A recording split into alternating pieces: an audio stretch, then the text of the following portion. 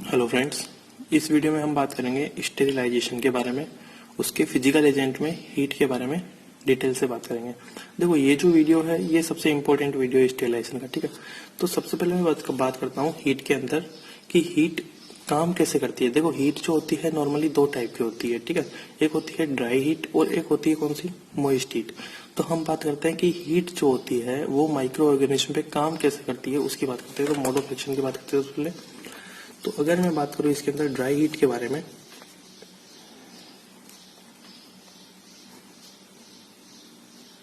कि dry heat काम कैसे करती है।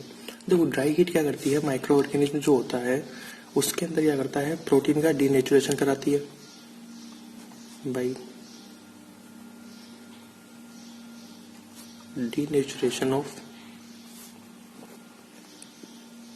प्रोटीन। प्रोटीन का डीनेचुरेशन कराती है। दूसरा काम क्या करती है, ये जो सेल के कॉन्स्टिट्यूएंट्स हैं उनको क्या करती है, डिस्ट्रॉय करने का काम करती है।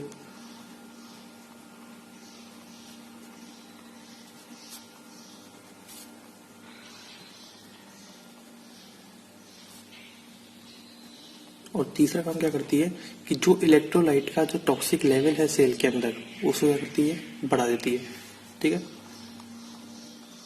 टॉक्सिक लेवल ऑफ इलेक्ट्रोलाइट इसको क्या कर देती है, सेल के अंदर इंक्रीज कर देती है। क्लियर। तो ड्राई हीट तो ऐसे काम करती है। और अगर मैं बात करूं मॉइस्ट हीट के बारे में, तो मॉइस्ट हीट कैसे काम करती है कि जो मॉइस्ट हीट होती है ये माइक्रो ऑर्गेनिज्म जो है उसके अंदर क्या करती है, प्रोटीन का डीनेचुरेशन और क्या कराती है, कोएगुलेशन कराती है। सेम इसी की तरह by denaturation and coagulation of protein. Clear guys. देखो, अगर मैं बात करूं स्पोर के केस में, ठीक है, स्पोर को कैसे खत्म करती है मॉइस्ट हीट। तो स्पोर के केस में क्या होता है, in the case of spore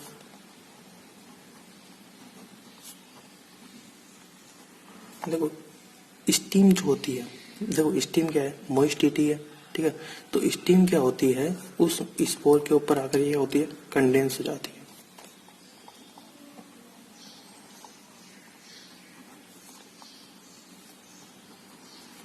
ठीक है, ऑन स्पोर, स्पोर के ऊपर आकर कंडेंस हो गई।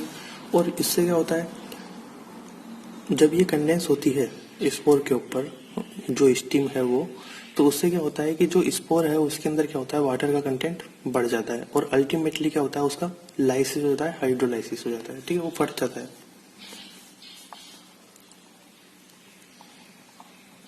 तो वाटर कंटेंट क्या होगा इन स्पोर, वो क्या होगा, बढ़ जाएगा, ठीक है। और जब ये बढ़ जाएगा तो क्या होगा, तो अल्टीमेटली क्या होगा, स्पोर हाइड्रोलाइसिस हो जाएगा उसका। Clear guys. तो ये होता है स्पोर के केस में क्या होता है, मॉइस्ट हीट क्या करती है वो हमने बता दिया, ठीक है। अब मैं बात करता हूँ यहाँ पे, देखो कि जो फैक्टर अफेक्ट करते हैं स्टेरिलाइजेशन को, ठीक है, हीट के द्वारा जो स्टेरिलाइजेशन है उसको जो फैक्टर अफेक्ट करते हैं वो कौन कौन से फैक्टर है। उसमें सबसे पहला फैक्टर है, आप ध्यान रखना, पहली बात तो ये है कि हीट की नेचर डिपेंड करती है, ठीक है। मतलब नेचर ऑफ हीट की, हीट जो है ड्राई है या मॉइस्ट है, उस बात पे भी क्या करता है, स्टेरिलाइजेशन डिपेंड करता है। तो फर्स्ट क्या आ गया, नेचर ऑफ हीट हो गया, इस बात पे डिपेंड करेगा, ठीक है, स्टेरिलाइजेशन। दूसरा किस बात पे डिपेंड करेगा, दूसरा डिपेंड करेगा टेम्परेचर और टाइम पे, ठीक है, टेम्परेचर और टाइम पे डिपेंड करेगा। तीसरा किस पे डिपेंड करेगा, ये डिपेंड करेगा कि माइक्रो ऑर्गेनिज्म का नंबर कितना है, मतलब कितनी ज्यादा संख्या में माइक्रो ऑर्गेनिज्म प्रेजेंट है, ठीक है, उस पर डिपेंड करेगा। Number of micro organism present, इस पे डिपेंड करेगा। चौथा किस पे डिपेंड करेगा, चौथा डिपेंड करेगा ये कि माइक्रो ऑर्गेनिज्म जो प्रेजेंट है उसका कैरेक्टरिस्टिक नेचर कौन सा है, मतलब कौन सा स्ट्रेन है, कौन से टाइप का है, ठीक है, स्पोर या वेजिटेटिव स्टेट में है, उन सब बातों पर भी स्टेरिलाइजेशन डिपेंड करता है। तो characteristic of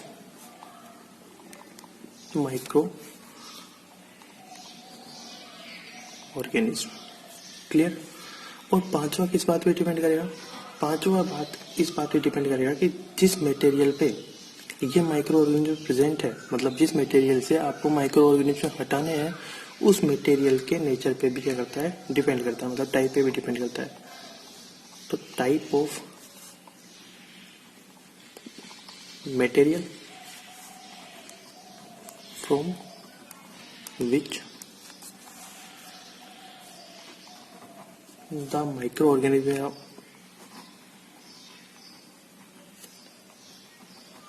must be eradicated, मतलब हटाना है।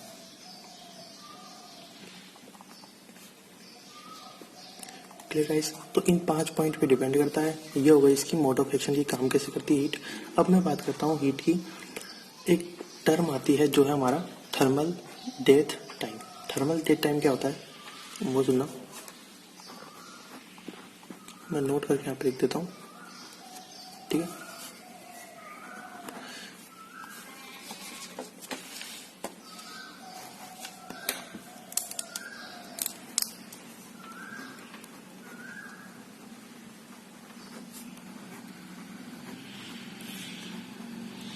देखो थर्मल डेट टाइम क्या होता है। थर्मल डेट टाइम सिंपल सा आप ध्यान रखना कि एक स्पेसिफिक एनवायरनमेंट में एक प्री डिटरमाइंड टेम्परेचर पे, मतलब पहले से फिक्स टेम्परेचर है और एक स्पेसिफिक एनवायरनमेंट है, उसके अंदर एक जो सस्पेंशन है माइक्रो ऑर्गेनिज्म का, उसको मारने के लिए, किल करने के लिए मिनिमम टाइम रिक्वायरमेंट जो होती है उसे हम क्या कहते हैं? Thermal death time. क्लियर? तो what is thermal death time? कि it is the minimum time requirement to kill a suspension of micro organism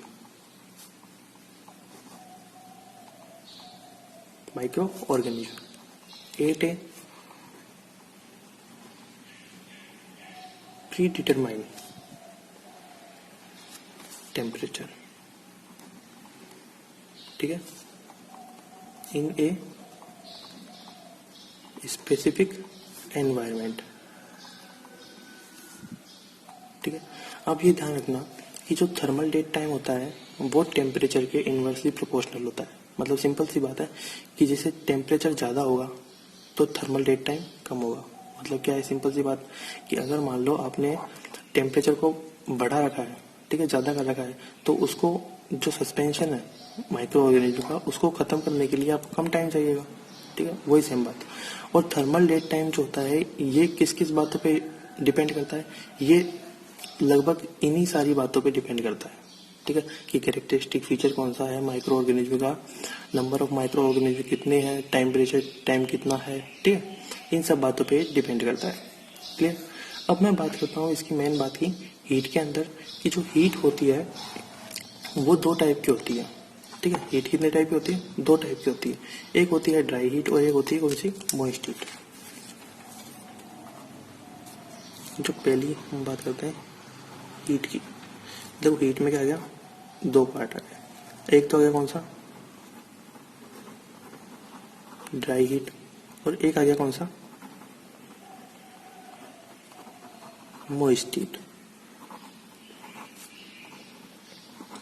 clear guys. अब मैं सबसे पहले बात करता हूँ इसके अंदर ड्राई हीट के बारे में।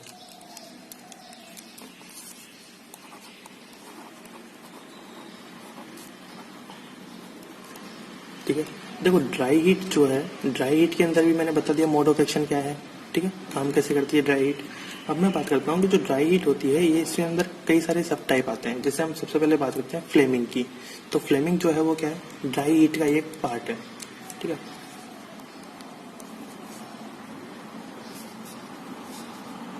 तो सबसे पहले बात है फ्लेमिंग। देखो फ्लेमिंग का मतलब क्या होता है? फ्लेमिंग का मतलब सिंपल सा होता है कि जिस चीज को आपको स्टेरिलाइज करना है उसे क्या करते हैं हम? बुनसन फ्लेम के ऊपर गर्म करते हैं, और इतना गर्म करते हैं जब तक कि वो रेड हॉट ना हो जाए। ठीक है, तो जब वो रेड हॉट हो जाता है तो उससे क्या होता है? वो स्टेरिलाइज हो जाता है, मतलब पूरे जो माइक्रो ऑर्गेनिज्म है वो क्या होते हैं? उस पर खत्म हो जाते हैं। ठीक है, मतलब मर जाते हैं। तो फ्लेमिंग जो होता है इसके द्वारा हम किस किस को स्टेरिलाइज कर सकते हैं? इसके द्वारा हम, इस प्रोसेस के द्वारा इनओक्यूलेटिंग जो लूप होता है, इनओक्यूलेटिंग लूप या फिर आप बोलो वायर, इसको स्टेरिलाइज कर सकते हो आप। ठीक है, जो फोर्सेप होता है उस फोर्सेप की टिप को भी स्टेरिलाइज कर सकते हैं।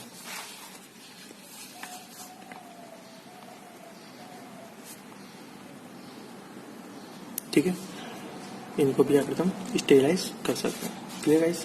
तो इन्हें हम क्या कर सकते हैं? फ्लेमिंग के द्वारा स्टेरिलाइज कर सकते हैं। अब स्टेरिलाइज जो फ्लेमिंग है उसमें क्या करते हैं, मैं यहाँ पे लिख देता हूँ कि जो बुनसन फ्लेम होती है,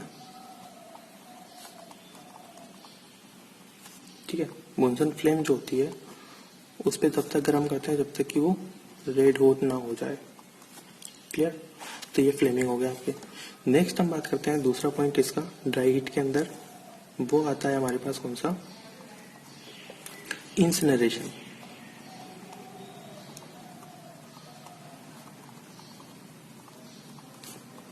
देखो, इंसिनरेशन में आपको इतना ध्यान रखना है कि इस प्रोसेस के द्वारा हम किस किस को स्टेरिलाइज करते हैं। ठीक है, तो इस प्रोसेस के द्वारा जो बायोमेडिकल वेस्ट होते हैं उनको डिस्ट्रॉय किया जाता है।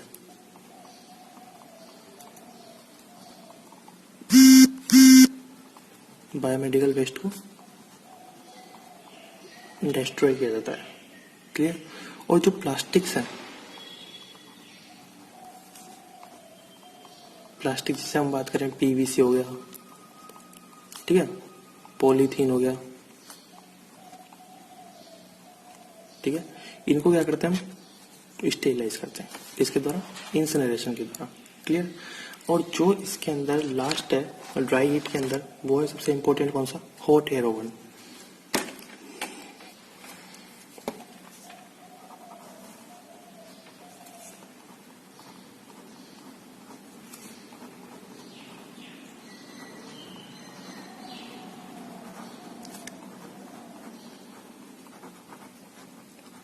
ठीक है, ये इसका सबसे इंपॉर्टेंट पॉइंट है, हॉट एयर ओवन। देखो, आप हॉट एयर ओवन को ऐसे समझो कि हॉट एयर ओवन होता क्या है कि जैसे घरों में माइक्रोवेव यूज करते हैं, उसी की तरह क्या होता है? हॉट एयर ओवन होता है। इसके अंदर क्या होता है? एक चेंबर होता है जिसमें जो भी चीज हमें स्टेरिलाइज करनी होती है उसको इसके अंदर रखते हैं। और ये किस पे चलता है? ये जो है इलेक्ट्रिसिटी पे काम करता है। ठीक है, तो हम इस हॉट एयर ओवन को पॉइंट टू पॉइंट बात करेंगे। देखो, पहली बात, हॉट एयर ओवन को हीट किसके द्वारा की जाती है? वो होती है इलेक्ट्रिसिटी के द्वारा। क्लियर? तो heated by electricity.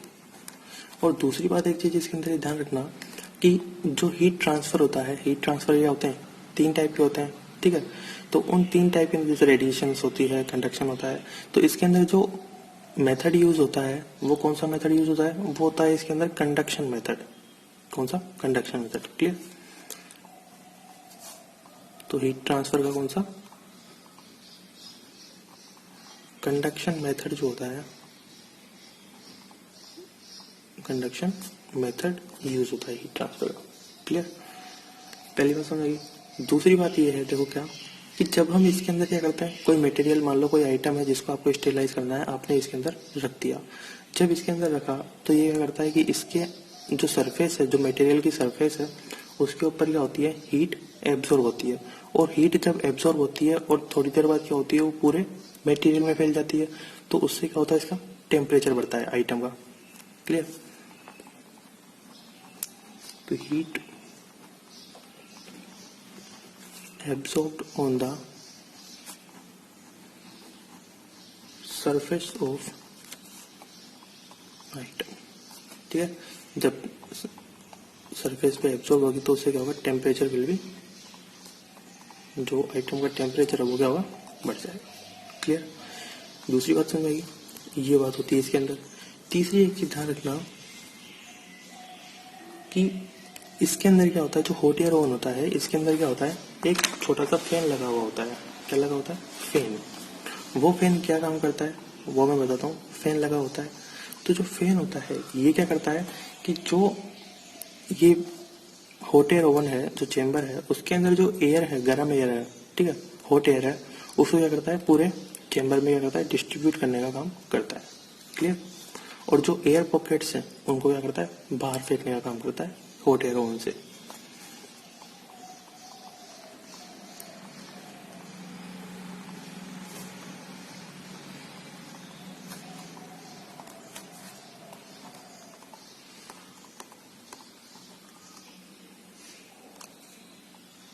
Eliminated of air pocket. Clear guys? देखो ये 3 चीज समझ आई। चौथी चीज आपको ये ध्यान रखनी है कि जो चेंबर होता है, कभी भी हमें हॉट एयर ओवन को यूज लेते टाइम जो चेंबर है जहाँ पे आप इन आइटम्स को रख रहे हो स्टेरिलाइजेशन करने के लिए, तो वो जो चेंबर है कभी भी ओवरलोड नहीं करना चाहिए। ठीक है?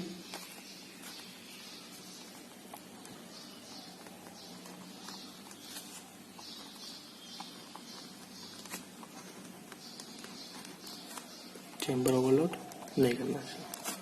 Clear guys? 4 पॉइंट समझ आ गया आपको। अब मैं बात करता हूँ इसके अंदर 5वें पॉइंट। ठीक, तो अब आप बोलोगे कि हॉट एयर ओवन के द्वारा हम किस चीज को स्टेरिलाइज कर सकते हैं, तो देखो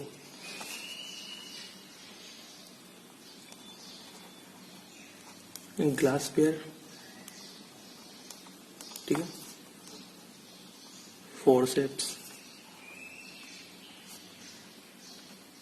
सीजर्स, ठीक है, स्केल्पल जो सर्जरी में काम होते हैं वो इंस्ट्रूमेंट,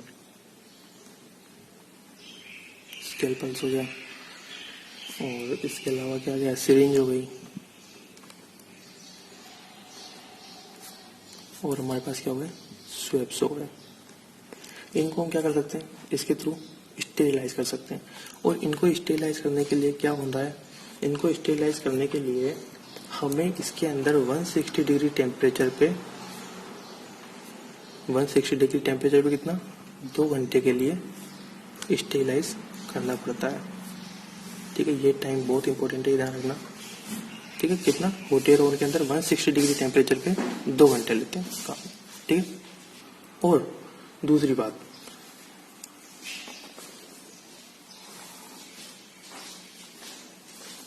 अगर मैं बात करूं कि जैसे शार्प इंस्ट्रूमेंट होते हैं,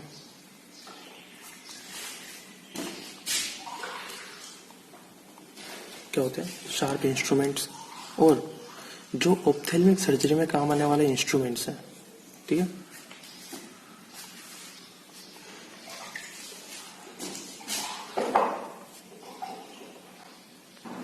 इन इंस्ट्रूमेंट्स को स्टेरिलाइज करने के लिए, ठीक है, इंस्ट्रूमेंट्स इन ऑप्थेल्मिक सर्जरी, इनको भी आप क्या करते हो, इनको भी आप हॉट एयर ओवन के द्वारा क्या कर सकते हो, स्टेरिलाइज कर सकते हो। तो इनको स्टेरिलाइज करने के लिए कितना टेम्परेचर रखना चाहिए, इनको स्टेरिलाइज करने के लिए 150 डिग्री टेम्परेचर पे हमें 2 घंटे स्टेरिलाइज करना पड़ता है।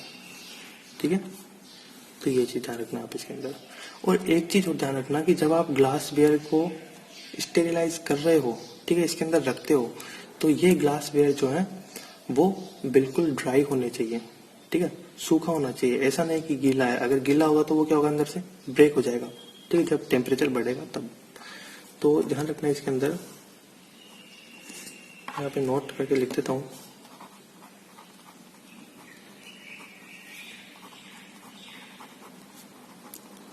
Glassware should be dry.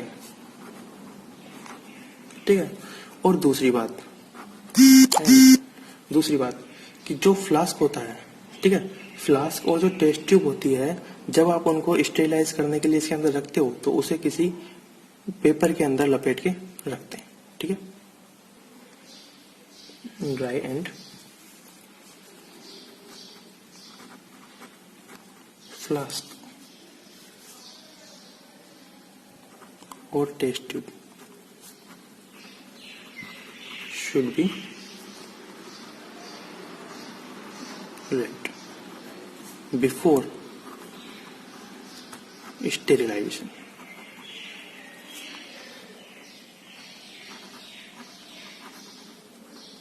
Clear guys? तो ये आपके हॉट एयर ओवन होता है। हॉट एयर ओवन में एक चीज और होती है स्टेरिलाइजेशन कंट्रोल। देखो स्टेरिलाइजेशन को कंट्रोल करने के लिए हॉट एयर ओवन में क्या क्या चीजें होती है उनकी अब हम बात करते हैं। ठीक है,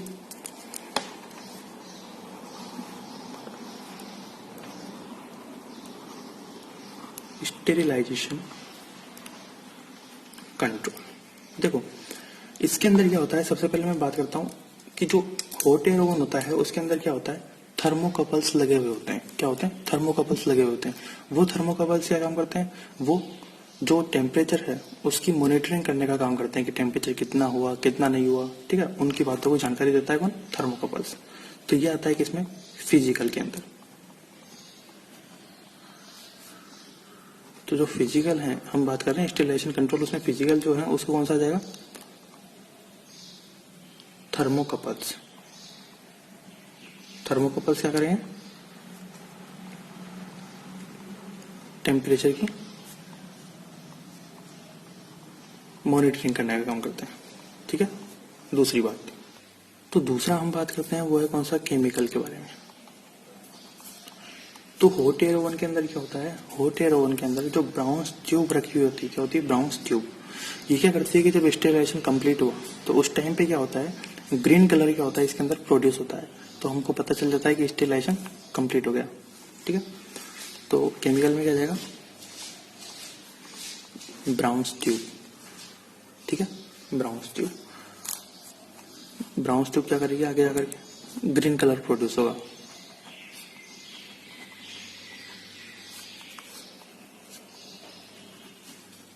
आफ्टर कंप्लीट स्टेरिलाइजेशन। ठीक है, sterilization clear guys, after complete sterilization के बाद। तीसरा आता है इसके अंदर कौन सा, बायोलॉजिकल के अंदर। देखो बायोलॉजिकल में हम बात करते हैं, जो स्टेरिलाइजेशन कंट्रोल में जो बायोलॉजिकल है उसकी हम बात करते हैं। सिंपल सी बात है कि जो हीट रेजिस्टेंट स्पोर होते हैं, ठीक है, मतलब 2-3 बैक्टीरिया ऐसे होते हैं जिनके हीट रेजिस्टेंट जो स्पोर होते हैं उनको क्या करते हैं यहाँ पे यूज लेते हैं। तो कौन कौन से हम बैक्टीरिया हैं जिनको यूज लेते हैं इसके अंदर, तो ध्यान रखना कि